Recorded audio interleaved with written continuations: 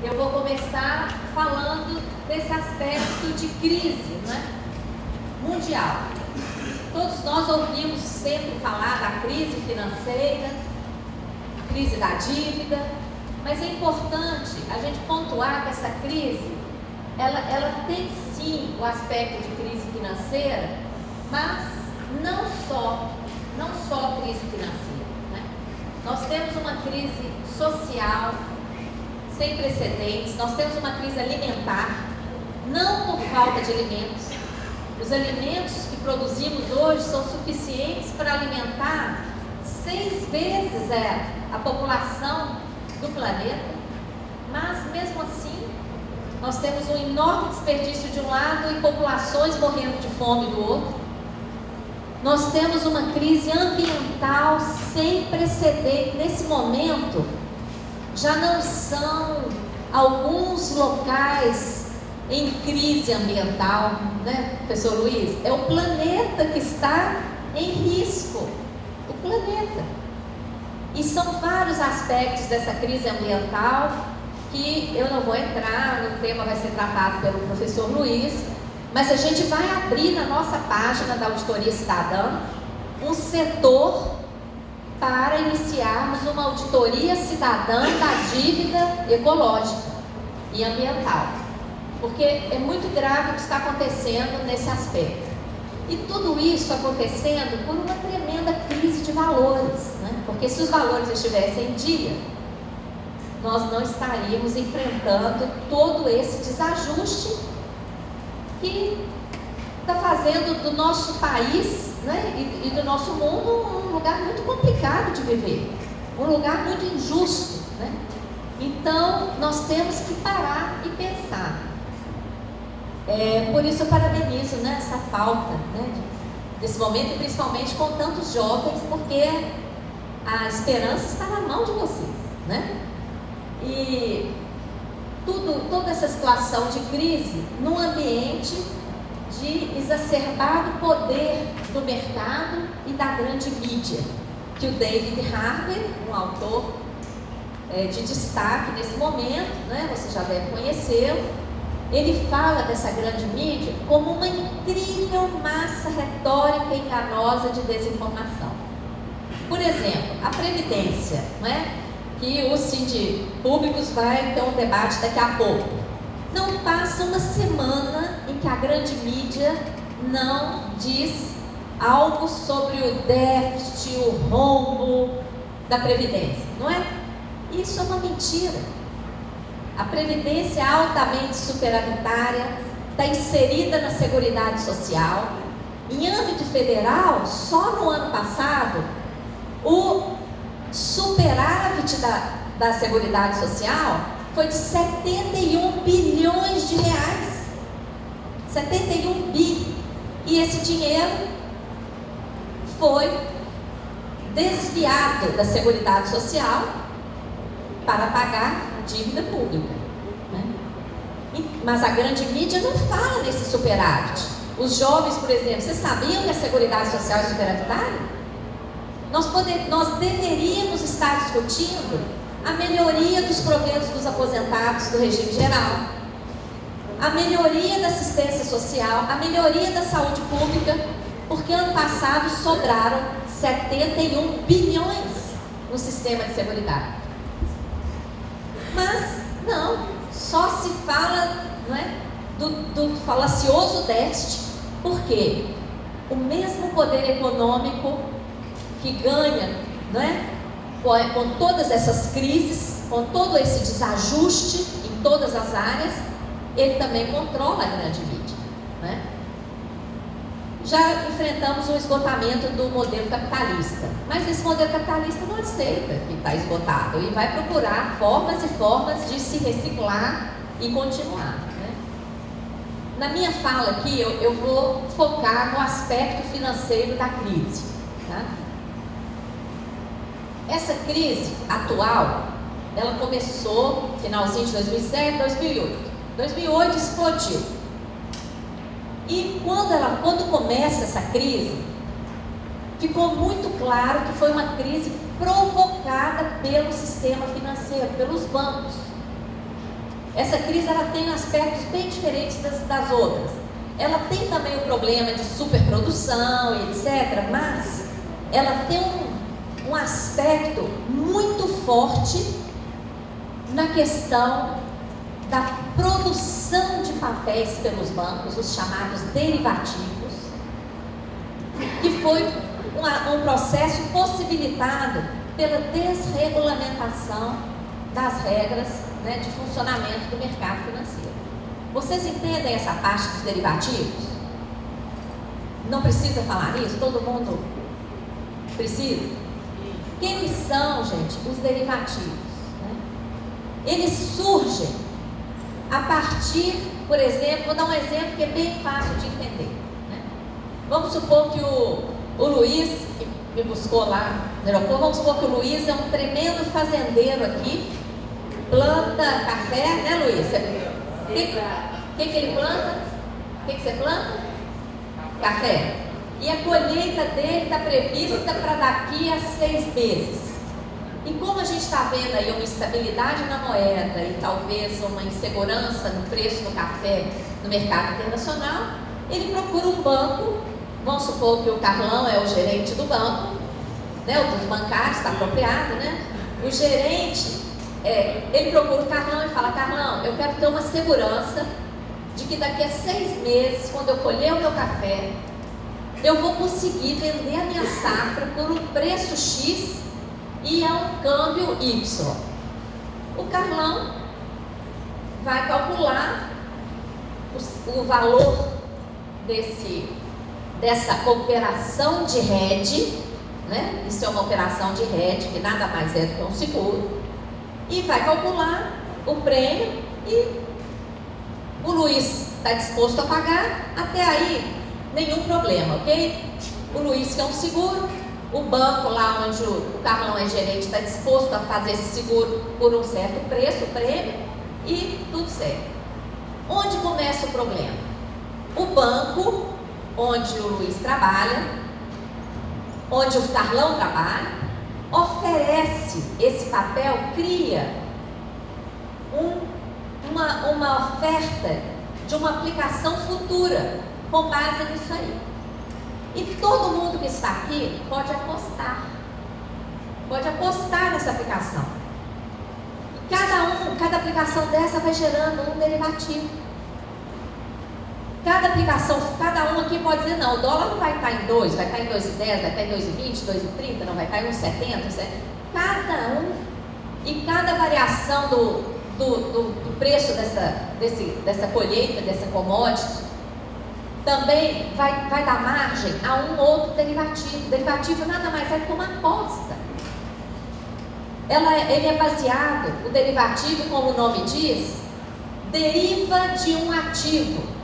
Não é um ativo real. Ele é baseado em um outro ativo qualquer. Eu dei um exemplo aqui da colheita, que é uma coisa que a gente consegue imaginar. Mas pode ser feito derivativo em cima de qualquer ativo. E o banco nem precisa ser dono dele. Há pouco tempo, um economista americano estava lá explicando, né, na televisão, a questão da crise, da bolha. Porque esses derivativos, os bancos puderam contabilizar isso nos seus balanços pelo preço que eles conseguiam comercializar esses derivativos em série. Um mesmo ativo gera infinitos derivativos. Então, o repórter ficou sem entender, né? Mas como? Qual o limite? Tem que ter um limite. O que o economista americano explicou para o repórter? Qual o limite? Ele falou: olha, para você entender o limite, você coloque um espelho na frente do outro. Alguém aqui, todo mundo aqui já deve ter estudado física para passar no vestibular. Qual é o resultado de um espelho em frente ao outro? Qual é? Infinito. As imagens vão se rebatendo e pode levar ao infinito. Então, gente, por que é tão importante entender isso? Porque uma crise que começa dessa forma e que tem seu principal componente nessa especulação com derivativos sem lastro, sem limites. São chamados pela grande mídia como ativos tóxicos, mas quando vocês lerem lá ativos tóxicos, vocês já sabem que derivativos sem lastro, é papel podre mesmo, né? Isso deu margem a uma especulação sem limites. E, para usar o jargão do mercado, alavancagem. Alavancagem é cada vez uma especulação em cima de uma especulação, vai levando a essa bolha. Bom, essa foi a principal característica dessa crise atual, focalizada no mercado financeiro. E quando é que estoura a crise? Essa operação dessa alavancagem com derivativo só dá certo enquanto ela está continuamente operando, igual essas correntes ou pirâmides ilegais. A partir do momento em que a especulação no mercado financeiro atingiu um patamar absurdo, houve uma interrupção e aí a coisa caiu como um dominó. E onde que a crise pegou em primeiro momento? Nos grandes bancos, porque quem é que tinha cacife para colocar esses papéis podres no mercado e o mercado absorver? Nenhum banco brasileiro estava envolvido nesses derivativos, por isso que a crise não nos pegou em cheio. Nós fomos afetados, mas a crise não nos pegou em cheio, porque nenhum banco brasileiro estava nessa farra dos derivativos em 2008. Quais os bancos envolvidos? Os maiores bancos do mundo. E eles foram considerados grandes demais para quebrar. Tem até livro com esse título, né? Estados Unidos e Europa, onde estavam sediados esses bancos, tomaram a decisão de salvá-los. De que forma? Absorveram a parte podre desses bancos, né? Porque eles tinham contabilizado esses ativos tóxicos, então o balanço deles estava inflado. Então essa parte podre foi absorvida, foi estatizada, né? Criaram bad banks. Vocês já ouviram falar dos bad banks? Já tem literatura, inclusive em português. São verdadeiros armários. Era um volume tão grande de papel podre que autorizaram a criação desses bancos maus, bancos paralelos, para os quais foi transferida essa quantidade de derivativos. A Angela Merkel foi entrevistada e o repórter perguntou para ela: mas esse banco paralelo, como é que ele vai ajudar a resolver a crise? Isso aí não é a mesma coisa que empurrar sujeira para debaixo do tapete? Qual foi a resposta dela?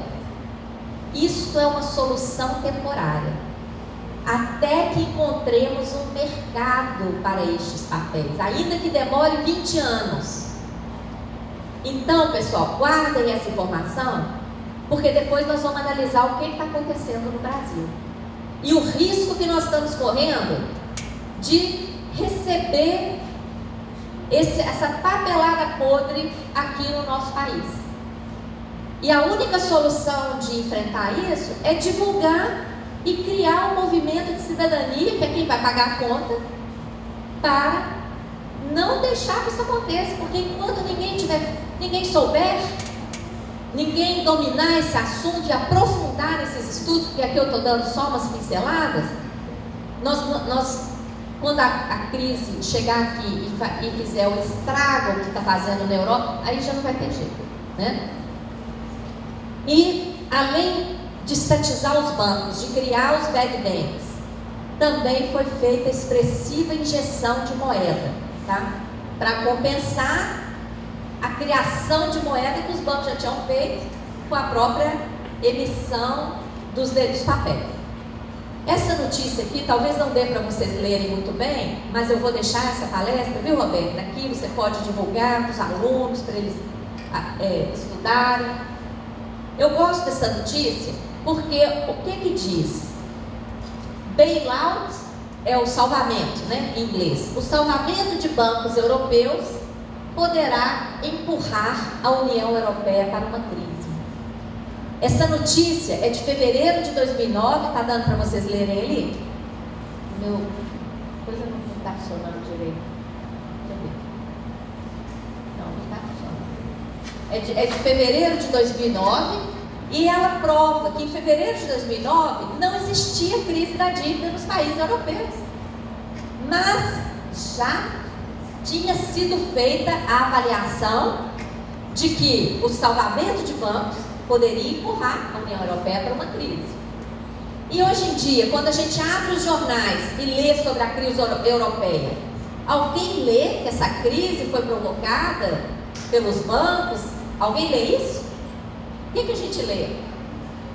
Má administração, superendividamento e a conta tem que ser paga. É ou não é? Então, essa notícia prova isso e prova o que nós chamamos de sistema da dívida. Porque o problema da dívida não é uma coisa isolada. Existe um sistema da dívida. E o que é esse sistema da dívida? É a utilização equivocada do instrumento de endividamento público.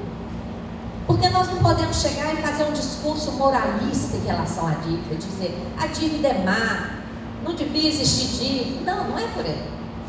A dívida deveria ser um importante instrumento de financiamento do Estado. As pessoas que têm alguma poupança deveriam ter o direito de emprestar esse dinheiro para o Estado, para que o Estado viabilizasse investimentos públicos de interesse coletivo, social, devidamente discutidos com a sociedade. Se nós tivermos uma dívida discutida com a sociedade, se o gestor público chega e fala, queremos construir tal hospital, fazer tal investimento na universidade, criar mais uma universidade no interior, vai custar tanto. Discutir isso com a sociedade, fazer uma dívida em termos justos, sem usuras, sem taxas abusivas. Isso, o que há de errado nisso? Né? Agora, um processo totalmente sem transparência. Usar a dívida pública para salvar banco que estava envolvido em farra de derivativo, isso é dívida pública? Isso se encaixa no conceito de dívida pública que todo mundo tem que pagar?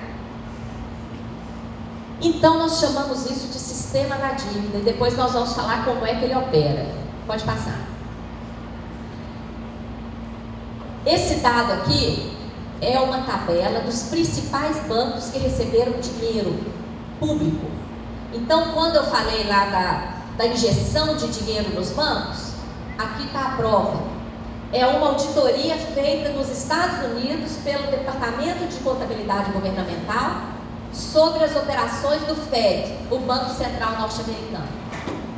Olha só o Citigroup recebeu 2,5 trilhões de injeção de dólares. Vocês sabiam disso? Ao todo foram 16 trilhões de dólares. E o link do relatório está ali depois para vocês pesquisarem. Pode passar. Esse dado aqui é só para estimular vocês a pensar assim, quem está comandando o mundo, né? O mundo não está à deriva. E as coisas não estão acontecendo por acaso.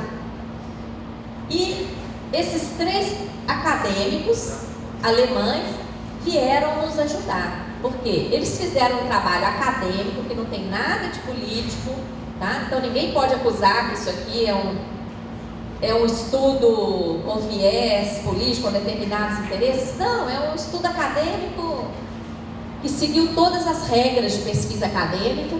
Eles partiram dos 43 mil maiores negócios do mundo e foram segregando a pesquisa, chegaram a um núcleo, um comando de 147 empresas estão nesse centro.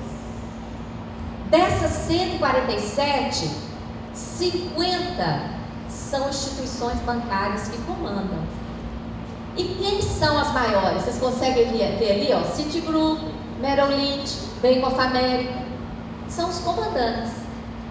E volta na tela anterior, quem são os primeiros da lista?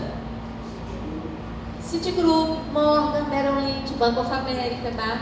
Pode ir para o seguinte. Então, pessoal, eu deixo as conclusões para vocês tirarem.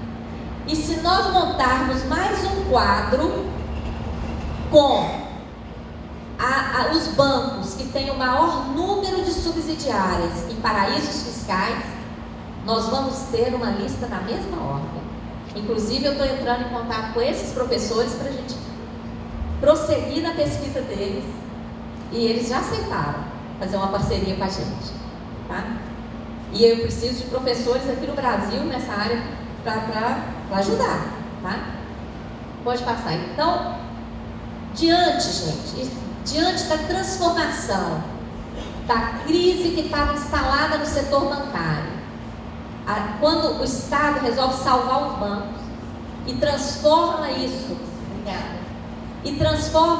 numa crise da dívida, aí pronto, transformou, a dívida tem que ser paga. Ninguém mais discute e tem que rever esse processo. A partir dessa transferência, a dívida tem que ser paga. E como tem que ser paga? Olha o que está acontecendo na Europa. Demissões em massa, principalmente os jovens, gente. Eu tenho tido a oportunidade de ir à Europa, porque de repente eles perceberam a ferramenta que a auditoria cidadã pode ser, gerando um relatório que permite documentar, porque o mérito da auditoria é documentar as coisas, né? E tenho visto lá a situação dramática dos jovens na Europa, e a gente não quer que isso aconteça aqui, né?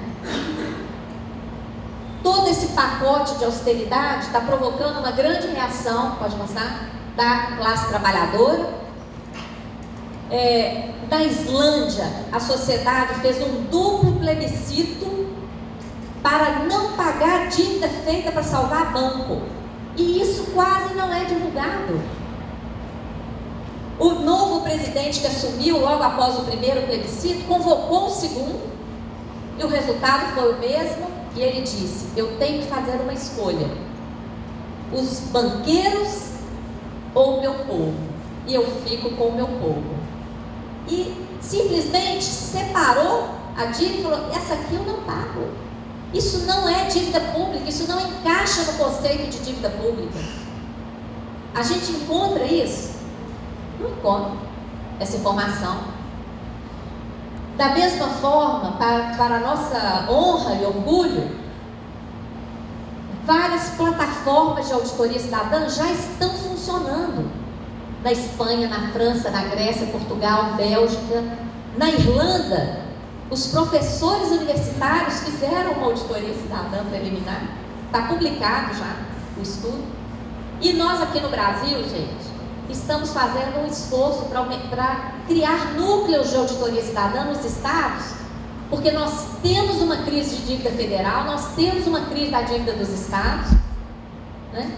E ainda é tempo de fazer muita coisa. Então eu deixo aqui o desafio para que a gente consiga fundar aqui em Vitória também um núcleo. Qual está sendo o discurso das autoridades do FMI e do Banco Mundial?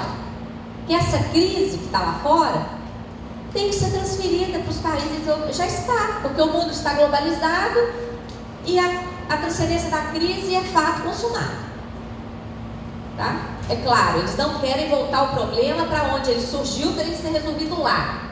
O problema vai sendo transferido. E o que as autoridades dizem é que o risco dessa transferência decorre do aumento dos canais de contágio. Esse problema está em várias áreas. Eu queria focar na criação dos fundos financeiros. Olha só, se a crise foi provocada pelo excesso de papéis folhas, da bolha que estourou, e esses papéis estão lá armazenados nos tais bad banks, à espera de uma saída, o que o Brasil está fazendo? Criando mega fundos financeiros, assim, abrindo espaço para receber esses papéis. A exemplo do fundo do pré-sal, fundo de pensão, fundo soberano, né? Pode passar. Para dar um exemplo, o fundo de pensão FUNPRESP, que acabou de ser regulamentado pela presidenta Dilma. e que decorre lá da reforma de Lula, de 2003. Ele será uma entidade de previdência complementar. O que diz a resolução do Conselho Monetário Nacional? Editada após a crise, após todo mundo já saber o que provocou a crise, que foram os derivativos. O que diz essa resolução? As entidades fechadas de previdência complementar podem realizar operações com derivativos. Olha aí o canal aberto. Mas, por isso é que a Auditoria Cidadã da Dívida está lançando uma campanha na próxima terça-feira à tarde, no Salão Verde da Câmara dos Deputados. Nós vamos lançar uma campanha de abaixo-assinado pelo reconhecimento da nulidade da reforma da Previdência. Porque várias campanhas já estão surgindo e nós temos que ampliar para a participação de toda a sociedade, porque essa reforma, ela não afeta só os servidores públicos que perderam direitos. Ela afeta toda a sociedade, porque a criação desse fundo é um veículo para transferir a crise para o Brasil. Então, a partir de terça-feira, o abaixo-assinado está aberto na nossa página. Eu conto com a divulgação aqui pelas entidades de Vitória e por todas as pessoas, para a gente colher milhões e milhões de assinaturas e criar um fato político para abrir o debate em relação a essa questão da Previdência. O outro veículo de transferência. Vocês estão vendo aí toda essa discussão do fundo do pré-sal? Uma demagogia enorme de que metade do fundo social do pré-sal vai para a educação. Será que vai? Olha aqui, essa lei de 2010, aprovada lá na véspera do Natal, o artigo 47 dela é maravilhoso. Cria o fundo social para combate à pobreza e para todas essas áreas aí, investimento na área de educação, cultura, saúde, todo mundo aplaude isso. Só que, o que diz o artigo 50? Os investimentos e aplicações do fundo social serão destinados preferencialmente a ativos no exterior. E o que diz o 51? Os recursos do Fundo Social para aplicação nos programas a que se refere 47 deverão, não é poderão não, deverão ser os resultantes do retorno do capital. Então, os bilhões que vão para o Fundo Social do pré-sal não irão diretamente para aquelas áreas do artigo 47. Irão primeiro para aplicação em ativos no exterior. E quais os ativos abundantes no exterior? Ah lá, olha só o Brasil esvaziando os armários lá dos bag bags. Tá vendo? E aí, somente o retorno é que vai para aquelas áreas. Tá? Então, gente, dada essa primeira volta aí na questão da crise mundial, do aspecto financeiro dela, né, a gente já liga o alerta, né? Qual é o papel da dívida pública nessa crise? Nós temos que entrar nesse debate. Vamos agora falar do nosso querido Brasil, né? O Brasil, como foi dito aqui na abertura do evento, o Brasil não é qualquer país. O Brasil hoje é considerado como a 6ª maior economia do mundo. Nós somos ricos em todos os aspectos. Como está aqui no primeiro capítulo do nosso caderno de estudos, a gente traz vários dados sobre a riqueza nacional. Por outro lado, nós somos um dos países mais injustos do mundo. 3ª pior distribuição de renda.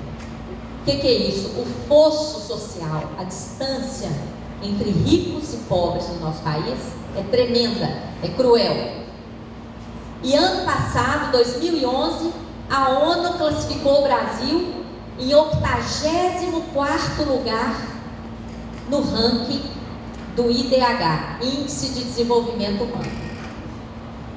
Gente, eu coloco um desafio para vocês. Esse paradoxo é um desafio. Nós não podemos ficar conformados com essa situação. E quem é que tem que lutar para melhorar essa situação? São aquelas crianças lá, julgadas, sem acesso à educação, sem acesso a nada, né? Quem é que vai lutar para mudar essa situação? Quem está lá no topo,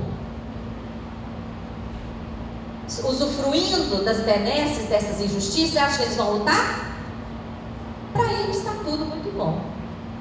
Eles não querem mudar nada.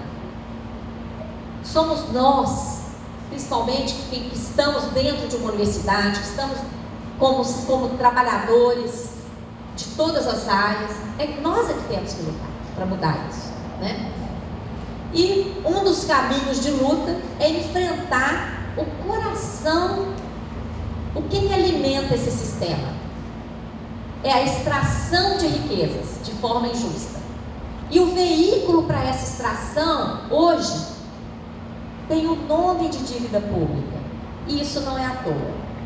É porque dívida todo mundo respeita. Quando você fala em dívida, ninguém vai te perguntar. Se você fala, eu tenho uma dívida, ninguém vai te perguntar, que dívida é essa? Não. Se você falar, eu tenho uma dívida, todo mundo fala, nossa, como é que você vai pagar? Concordam comigo? Por quê? Quando se fala em dívida, todo mundo pressupõe que você recebeu o dinheiro antes. Só que em dívida pública está tendo uma usurpação do instrumento.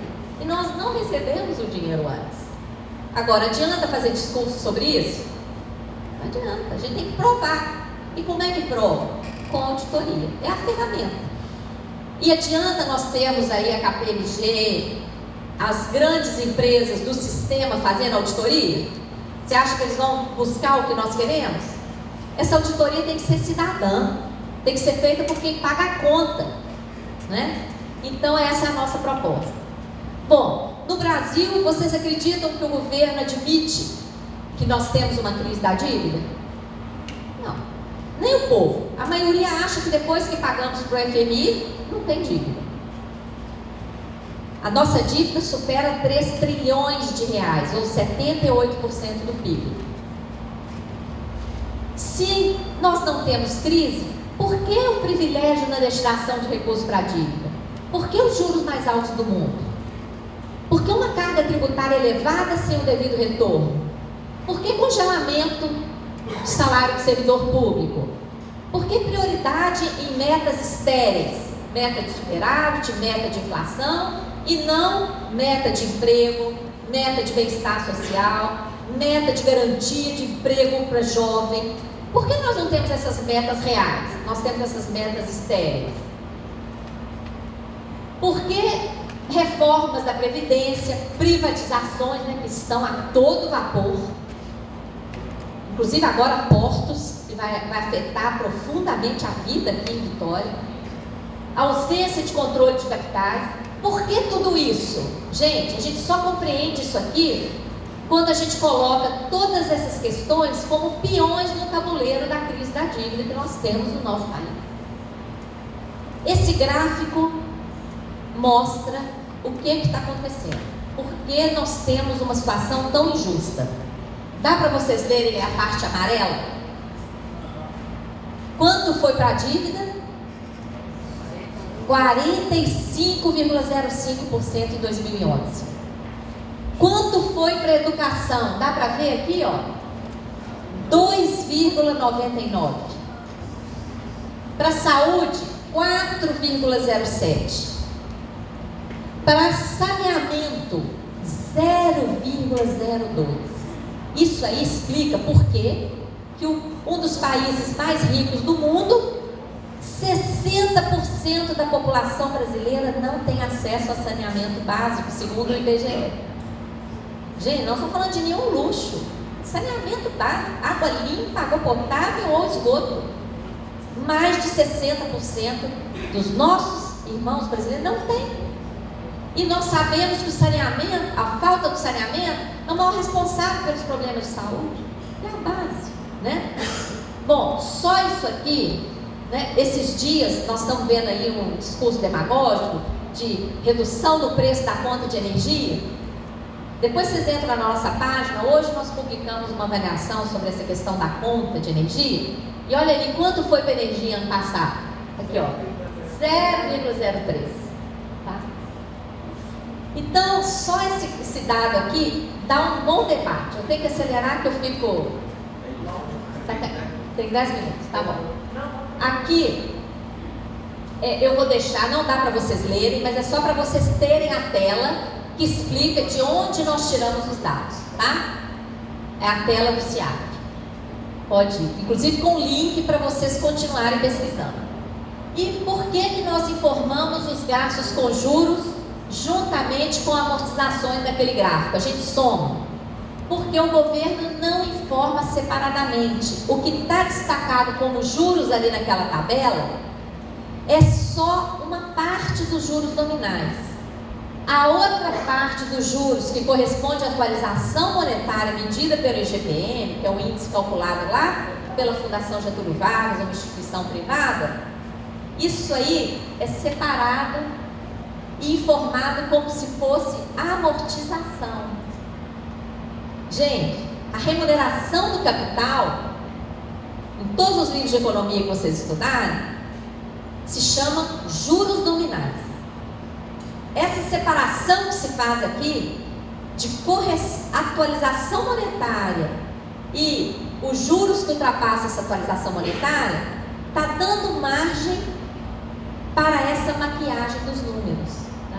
Isso aí também está uma explicação mais detalhada na nossa página. Eu vou ter que acelerar um pouquinho. Aqui, outra coisa que vocês precisam estar atentos quando lerem matérias sobre dívida. Nós trabalhamos sempre com a dívida bruta. Por quê? A dívida bruta é a dívida que a gente realmente está lá contabilizada como dívida. É a dívida bruta que nós amortizamos. É sobre a dívida bruta que são calculados os juros. Muitos dados a menos, né, bem mais apresentáveis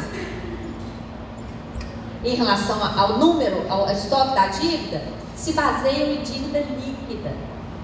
É outra maquiagem. Então, nós trabalhamos sempre com a dívida bruta, porque é a dívida, pode passar adiante, é a dívida que a gente realmente paga.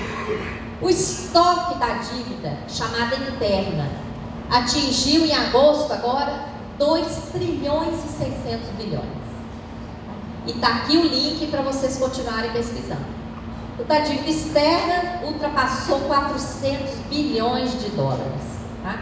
O pagamento ao FMI, volta só um pouquinho. O pagamento ao FMI foi só essa queda pequena aqui, ó.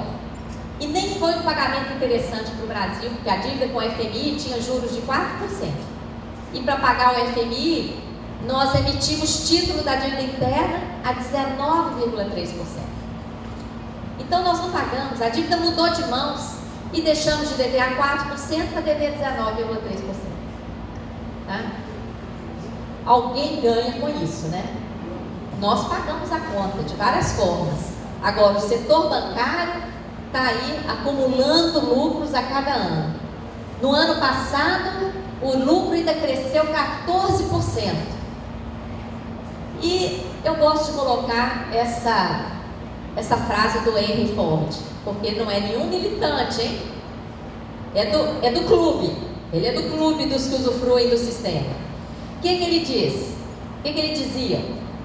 É bom que o povo não entenda nosso sistema bancário e monetário. Porque se entendesse, acho que haveria uma revolução antes de amanhã. Olha só. Ele sabia o que ele estava dizendo. Então, gente, o nosso desafio com a auditoria cidadã é fazer o povo entender. É traduzir isso, tá? Porque nós estamos pagando, nós estamos sendo roubados, lesados. E quanto mais pobre, mais lesado. Pode passar. Aqui é uma lista dos dealers. Vocês sabem como que acontece esse processo de emissão de dívida no Brasil? Desculpa a palavra em inglês, dealers, mas está assim no site, na página do Tesouro Nacional. Dealers são os negociadores privilegiados, aqueles que têm o poder de comprar a dívida diretamente do Tesouro quando o Tesouro faz o leilão. Quem são os dealers da dívida interna? A cada 6 meses, um grupo de 12. Dá para vocês lerem o nome ali? Quantos estrangeiros tem nesse grupo? Citibank, JP Morgan, HSBC, Barclays, Santander, Deutsche Bank. E aí eu pergunto para vocês, a dívida interna comprada por esses bancos estrangeiros é interna? Nós temos até que rever esses conceitos, tá? E mais, é por causa dos dealers que está essa propaganda toda de queda da Selic, mas olha lá por quanto que os juros, os títulos estão sendo vendidos na prática. Por que os bancos não reclamaram da queda da Selic? Eles não estão sendo afetados, tá? Bom, a dívida está impedindo os direitos humanos no nosso país. E nós temos que saber que dívida é, né? Pode ir. Nós pagamos a conta, gente. Toda sociedade paga tributos. Inclusive agora vai começar a vigorar a lei em cumprimento à Constituição de 88, 25 anos depois, nós vamos começar a ter nos produtos a informação de quanto imposto tem ali numa garrafa de cerveja, num saco de arroz e etc. Todos nós pagamos tributo embutido em tudo que compramos. E deveríamos ter mais um, o retorno em bens e serviços, mais um. Só que a gente tem magrinho, né? Por quê? Porque a metade do orçamento vai para a dívida, para os banqueiros, que detêm a maior parte da dívida, por meio dos juros, né? Os banqueiros devolvem uma parte do tesouro na compra de novos títulos, que é assim que funciona, né? É um excelente negócio. E devolve uma parte para a sociedade em crédito fácil, né? Oferta de crédito, para todo mundo ficar endividado. E eles não são bonzinhos não, eles oferecem esse crédito porque o dinheiro volta bem mais gordo para eles, não é? Com os altos juros e os spreads. E os bancos, a principal atividade deles é com a especulação, e quando eles têm prejuízo, o tesouro, mais um, o tesouro salva. Como salvou agora na Europa, e já salvou aqui no Brasil, com PROER, com PROES, e salva todo dia, só que a gente não sabe, né? E é claro que isso aqui é uma simplificação muito grande, mas dá para fazer um debate, né, e mostrar como que a gente está pagando essa conta, né? E por que a gente tem que desvendar esse sistema da dívida? Porque esse sistema está operando no modelo econômico, que foca nessas metas estéreis, ao invés de focar nas metas de pleno emprego, etc. O sistema opera no aparato legal, modificando as leis, como é que a dívida consegue absorver 45%? Tem leis que vão levando a isso, eu vou mostrar daqui a pouco. Opera no sistema político. Como é que essas leis que favorecem o sistema da dívida são aprovadas? São aprovadas por parlamentares que foram financiados por eles. É só vocês entrarem, não tem segredo. Entra na página do TSE e olha lá quem financiou, os maiores financiadores das campanhas. E eles são os mesmos que são os proprietários da grande mídia. De tal maneira que essas informações que nós estamos debatendo aqui não aparecem na grande mídia dessa forma. Quando aparecem distorcidas. E, claro, a corrupção. Quem tem grana para corromper, gente? Quem tem grana? Porque a corrupção é uma via de mão dupla. Tem o corrompido e tem o corruptor. Quem corrompe? O mesmo poder econômico. E a corrupção é muito interessante para eles. Primeiro, porque viabiliza a instalação desse modelo que é corrupto em si. E segundo, porque esses casos de corrupção que é claro que nós também combatemos, eles se transformam em cortina de fumaça para o verdadeiro problema que está por trás. Então, o povão fica tendo a noção de que o problema do país é corrupção, do Cachoeira é a corrupção pontual, e não a corrupção intrínseca do sistema, do modelo, né? Então, essa dominação financeira tem trazido graves consequências. Ao longo dos últimos anos, do Plano Real para cá, o que aconteceu com os dados? Os números falam por si, né? A destinação de recursos para saúde e educação é a última linha aqui, ó, essa azul clarinha aqui. Nunca passou de 3% do orçamento federal. E você quer amarrar um país, detonar um povo, negue educação para ele. Entendeu? Saúde e saneamento também lá embaixo. Pessoal em cargos que a grande mídia coloca como os bodes expiatórios, os responsáveis pelo rombo, olha lá. Previdência e assistência. Agora olha lá os juros e amortizações. E eu pergunto a você, só de dar uma olhada, qual é a tendência desse gráfico? Se a dívida não para de subir, se nós estamos emitindo dívida para pagar juros. Aqui é uma lista do aparato legal que permite aquela mordida de 45% por ano no orçamento. Começa na Constituição, um dispositivo introduzido no artigo 166, que nunca chegou a ser votado, e que diz, para tudo, o que diz esse dispositivo? Todas as alterações do orçamento, para você inserir lá um projeto, por exemplo, para criar um hospital, para criar uma universidade, você tem que dizer a fonte de recursos, exceto a dívida. Esse exceto a dívida, esse dispositivo que diz exceto a dívida, foi introduzido de forma fraudulenta. 2 assessores do Congresso na época redigiram esse documento, Anatomia de uma Fraude à Constituição. Se vocês entrarem no Google, não, foi na Constituição, foi na Constituição de 88. Está tudo nesse texto, Anatomia de uma Fraude à Constituição, que está hospedado inclusive na página da UNB, tá? A LDO, que é a elaboração da Lei de Diretrizes Orçamentárias, parte da meta de superávit, o resto tem que ser compatível, é a prioridade. O orçamento, gente, que vai para o Congresso, que o Executivo manda para o Legislativo, nem manda a parte da dívida para o Legislativo. É como se fosse algo sagrado. A Lei de Responsabilidade Fiscal, que prioriza todo o gasto com a dívida em detrimento das necessidades sociais. E as outras fontes não tributárias, por exemplo, vocês sabiam que o lucro das estatais, da parte que ainda é pública, por lei, vai direto para pagar a dívida?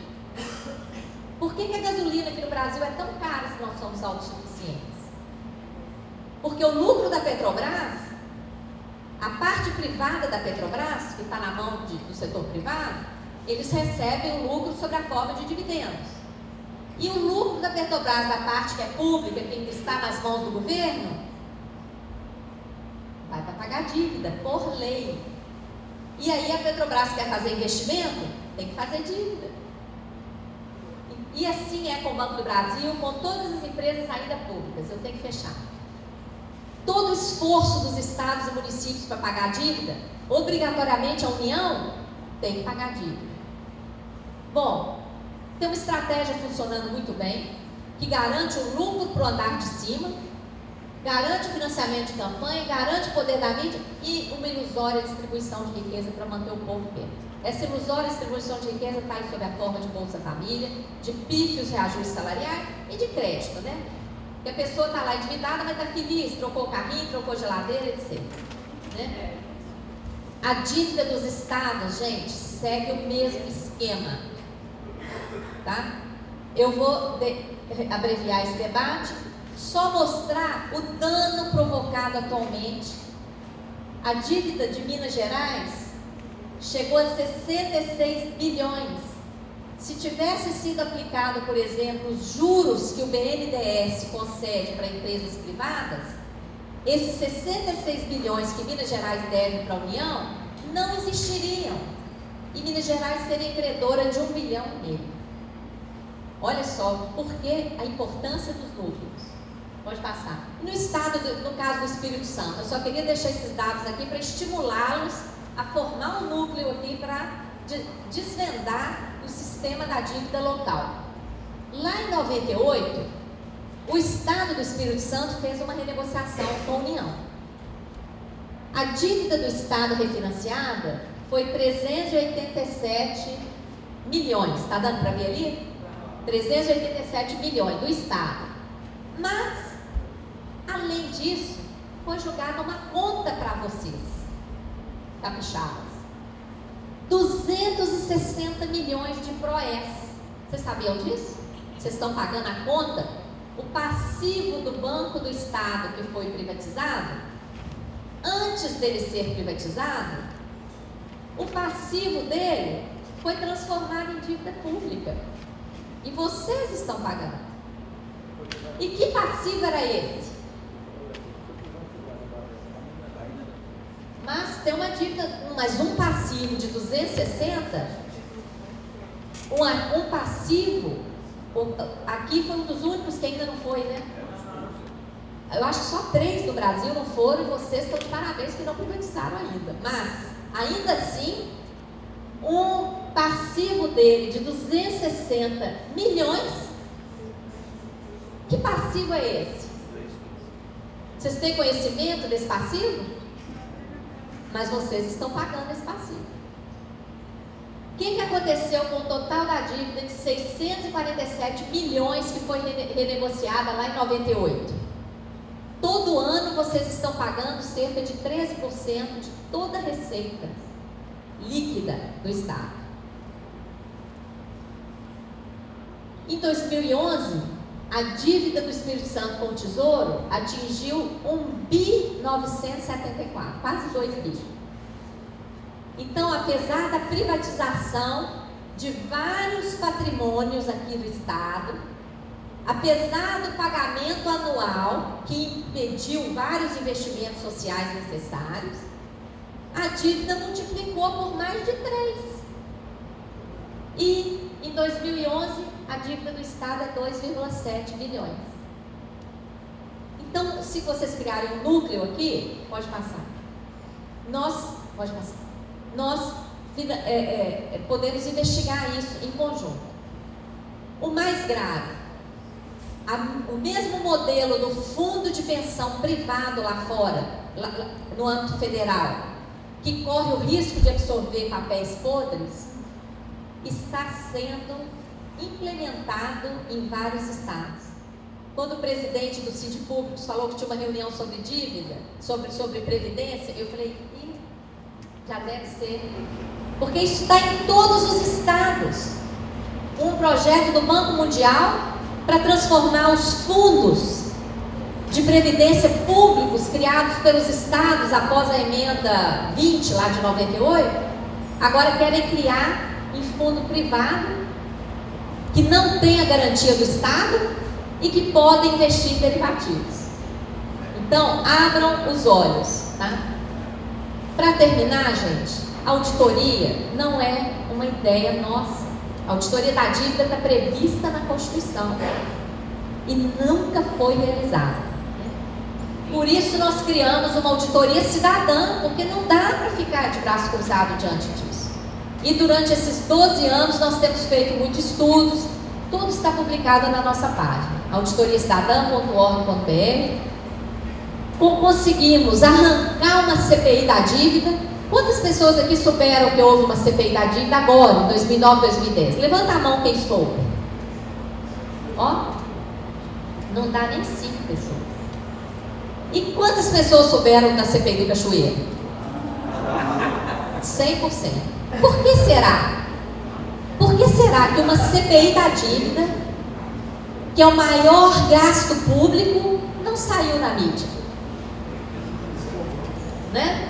Então, vocês veem que vocês têm que ler outras coisas, né?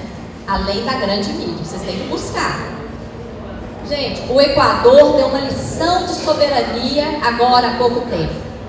Criou uma comissão oficial de auditoria a partir de decreto do presidente. Eu tive a honra de ser nomeada lá para esse processo.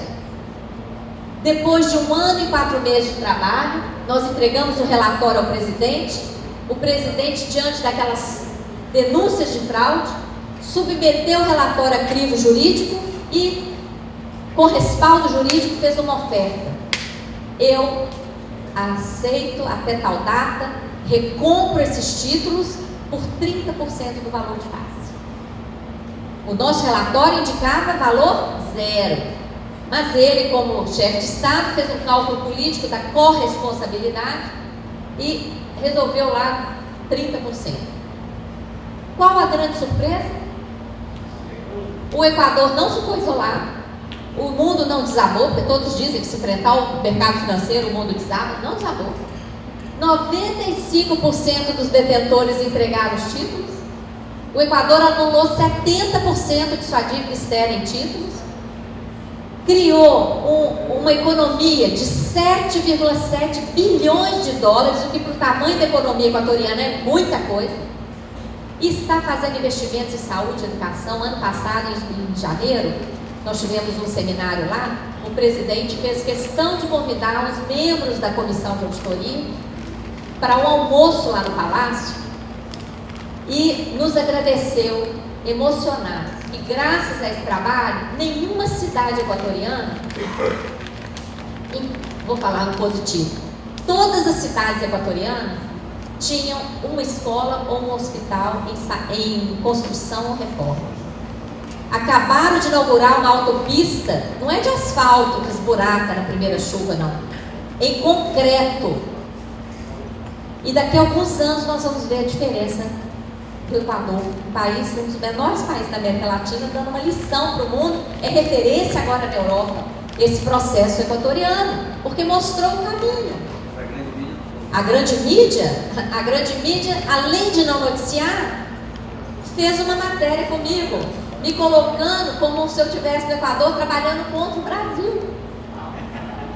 Eu entrei com o processo contra a Globo, porque me pintaram de traidora da pátria, com uma foto colorida de todo tamanho, num domingo. Tá? Então, a grande mídia, além de não informar, distorce muita coisa, né?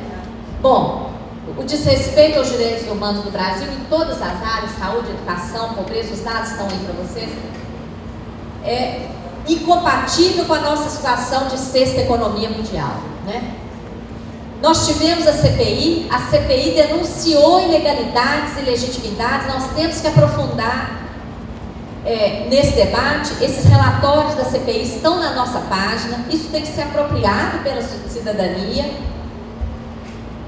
Porque, gente, o instrumento do endividamento público está nos deixando de joelhos, né? Está impedindo que o Brasil seja o que ele tem que ser. Não é? Nós temos riquezas suficientes para garantir justiça e vida digna para todos, né? Desenvolvimento sustentável e tudo mais. Metade dos recursos estão sendo transferidos para o pagamento de uma dívida que as pessoas nem sabem. Ou não é nossa, isso mesmo, com consequências inaceitáveis. A grande mídia fazendo um terrorismo de que não há outro caminho, para nos fazer acreditar que é impossível. Nós vamos acreditar nisso? Nessa grande massa retórica de enganação e desinformação? Nós não podemos acreditar nisso. Nós temos que ter estratégia de ação. E essa estratégia parte do conhecimento, não é? Do conhecimento, da mobilização. Por isso nós propomos a criação dos núcleos, né? E oferecemos o caderno de estudos. Conseguimos produzir esse caderno, 80 páginas, ilustradas, coloridas, né? Para dar vontade nas pessoas de entrarem nesse tema que aparentemente é muito árido, mas não é, viu? Muito mais interessante do que esses tem muitos livros, o caderno ficou muito bonito e está sendo vendido por R$15. Preço de uma revista semanal aí, cheia de propagandas que vocês podem encontrar, né? Bom, com isso eu concluo, pode passar, né? Com a foto dessa criança que está aí, é o retrato de 60% dos brasileiros, né? Nós temos que fazer alguma coisa, né?